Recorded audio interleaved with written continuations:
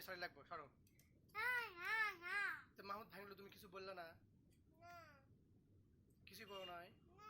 কেন বলো নাই? কি আমি কি বলবো? মাহমুদ বকা দিব? মাহমুদ বকা খায় যদি কান্না করে তাহলে? মাহমুদ